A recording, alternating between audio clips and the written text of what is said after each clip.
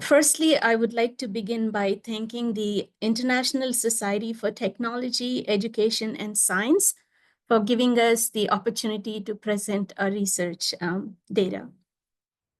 And I bring you greetings from Andrews University, which is located in Southwest Michigan by the Great Lakes shores. And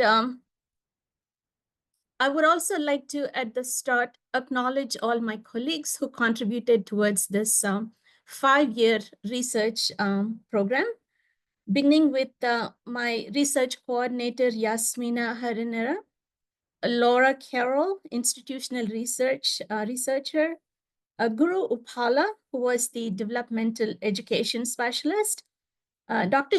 Jehi, a biostatistician who did a lot of the statistical work for us, and also several committees on campus, including the executive Title III committee, and finally the Department of Education, United States, for giving us a 5-year, $2.25 million grant for this project. So my topic is going to be, I'm going to be sharing with you some transformative educational strategies that accelerated graduation rates at Andrews University between 2020 and 2025. That's when our grant began in 2020. We received the grant and it just concluded September 2025. And I am Padma P. Tadi Uppala. I'm actually a breast cancer researcher and a lifestyle medicine practitioner, but I'm also a good grant writer and have been a professor for almost 30 years. So education is definitely my priority. A couple of words about Andrews University. It's a faith-based institution. And we received this Title III grant, which is given to minority serving institutions, mainly to improve the academic performance of at-risk students and minority students. And we've been very fortunate because, as you know, a lot of things have changed with the new administration. So it did not impact us. We did receive all of our 5-year funds. And so we are grateful to them. We also used some of the Department of Education best practices in as we developed our own proposal to improve graduation rates at Andrews University. The key initiatives we utilized were mostly an advanced mentoring program through the Bridge to Success program, math support for personalized academic advising. We spent a lot of our time and energy in this particular one, taking care of the students who struggle in math. And we also were able to fund Anthology, for which actually served as the centralized technological system, uniting most of the programs on campus. So that played a major role. It also helped with some of the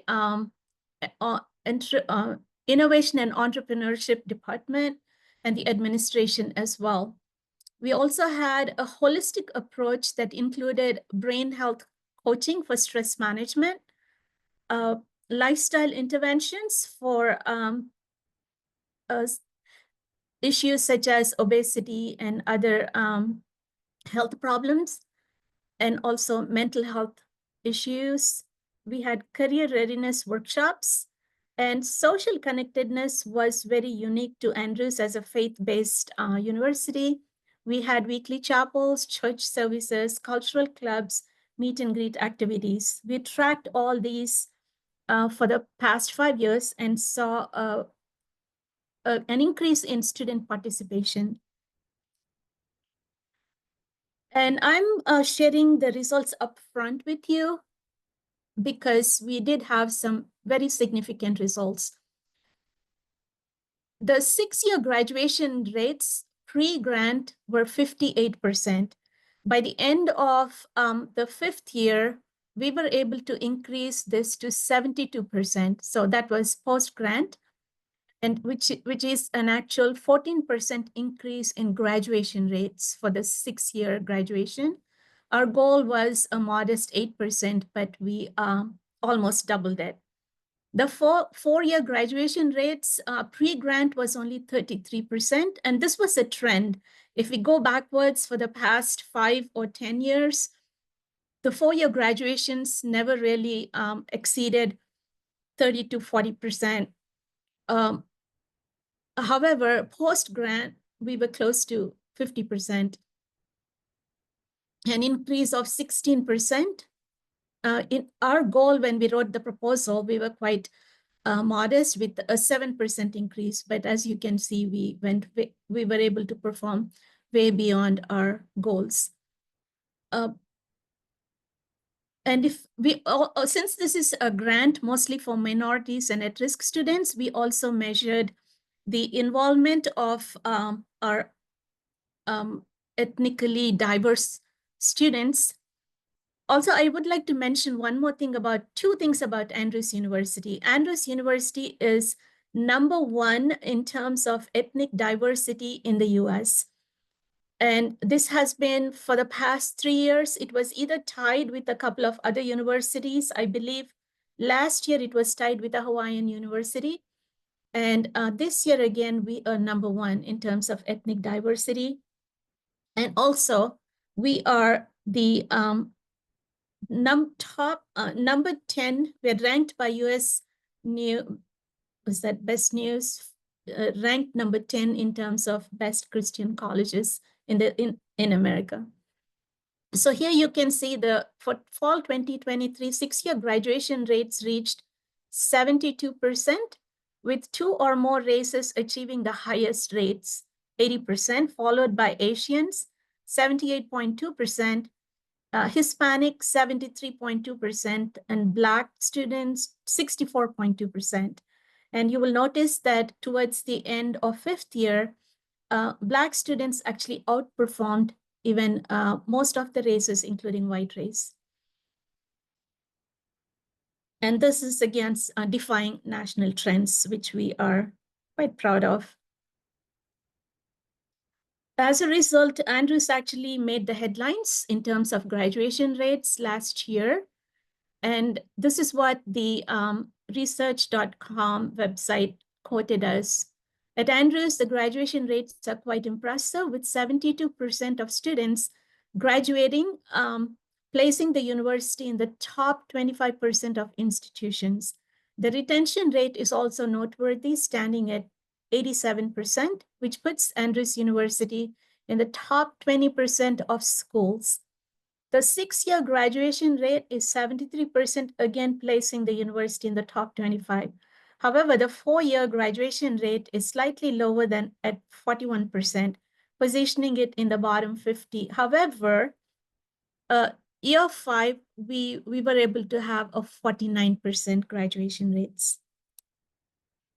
So here you can see the gradual improvement from pre-grant to post-grant, going all the way from 33% to 72% for 6-year, and 58 to almost, again, the 4-year was up to 45, and the 6-year up to 72%.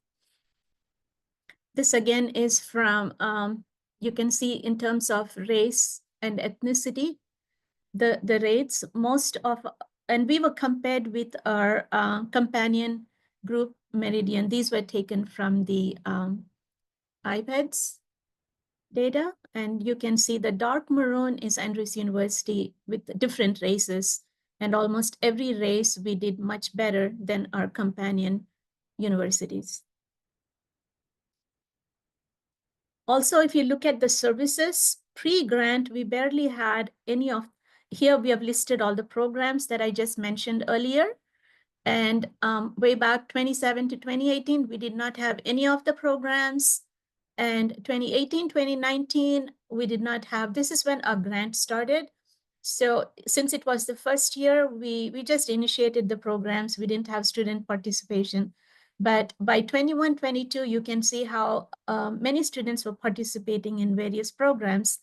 And I don't have the complete 5-year data because we just completed and we're still analyzing the 5th-year data. Quickly, as I told you, we had a holistic approach for mentoring our students. Especially, we had we catered to both their physical, mental, and spiritual dimensions of health. So these holistic strategies, they address students' academic, professional, and personal needs. They align with national best practices and research, reinforcing the importance of multidimensional approaches for at-risk students. By the way, we use the Department of Education's definition for at-risk students, and which includes students who are struggling with both math and English, just on students who are on probation, and first-generation students, minority students, other types of disadvantaged students. It was an entire group that we included in this at-risk group. Our findings align with Breyfogle and Dobman, who highlighted the impact of targeted interventions on retention and persistence rates. Also, another key factor, Andrews University is founded on biblical principles and supports students' physical, mental, and spiritual dimensions, as I mentioned earlier. Including, we also catered to a lot of their cultural needs. We had several cultural clubs on campus, and all of these, they have co-curricular credit for participating. And these were all extracurricular activities and co-curricular activities. And we invested quite a bit of funding into the mental health support system. In fact, a couple of months ago, we had a mental health symposium. We invited several experts, and many students participated in the symposium, and we had good. So again, these are some of our strategies. We had career readiness workshops, which increased student participation, and almost our goal is to have every student go through this career workshops so they have a plan when they leave the college. We also had advanced personalized academic advisement, both through the math department and also Bridge to Success program. Now, the Bridge to Success program is a program which will register or enroll students who actually are not academically qualified based on their either a GPA or a high school grades. These are students who, if it wasn't for this program, they would not have had admission into Andrews University, but we accepted them and provided them with a lot of advanced mentoring. And we saw some excellent results even from their graduation rates. As I mentioned earlier, we had Anthology, which is a technology-driven activities. Students participated in drone challenge. The other two factors that improved our graduation was degree works. Prior to grant, we did not have degree works, or we were just beginning. So the degree works, each student has access to degree works and they can see their progress. And also another thing our administration did was, before students could march for graduation, even if they have one course or so, but that was eliminated. So everyone was forced to complete the entire coursework before they could participate in graduation. And we had innovative brain health coaching programs and lifestyle intervention programs for stress management. The objective, sorry, I got distracted with someone knocking on the door here. So the 30% of undergraduates were engaged in career development program. These and also the which translated into actual numbers, 517 year 4, and I believe in year 5 we've excelled 1,000 students. The Bridge to Success program, it's again enhanced. This is enhanced advising for at-risk students. By year 4, we had 88 students who received the mentorship, and graduation rates among this Bridge to Success participants reached 78.4%. These are students who would not have graduated without the BTS program. Again, innovative and entrepreneurship. We did not have this program prior to grant. And students who, our goal was to have at least 25 students participate in this industry-led engineering type of program. But year 4, we had 72 students participating in this program. And we made sure that at least we had 50% of the students from the at-risk group participate in these programs. And here is the brain coaching, which is also known as the Strategic Memory Advanced Reasoning Program, the SMART program that we used to this. Basically, it's an intervention where it's based on 3 major concepts. Strategic attention, some of you must have heard of this, the brain power of 2, 1, and none, integrated reasoning, zoom in, zoom out, zoom deep and wide, and innovation, brain power of infinite, paradox, and unknown. I can explain these later on when we have time, or if you're interested, you can. But it's basically a brain health program where students learn how to focus on their classes and courses and how to do well on their exams and quizzes and tests. And a lifestyle, we have seen obesity on campus, and this is pretty much like a full plate living wellness program for weight loss. And Andrews University serves only vegetarian food on campus. And we took advantage of this and noticed wonderful results from students who wanted to lose weight. Again, we had financial literacy program, also faculty development and training program. We had to train our faculty about some of our strategies that were, again, implemented in the classrooms. So the key takeaways from this 5-year research program that enhanced our graduation rates are holistic, multi-dimensional strategies improve retention and graduation rates. Career development, advising, and financial literacy programs showed significant impact. Continued focus on technology, mental health, and faculty training for sustainable success.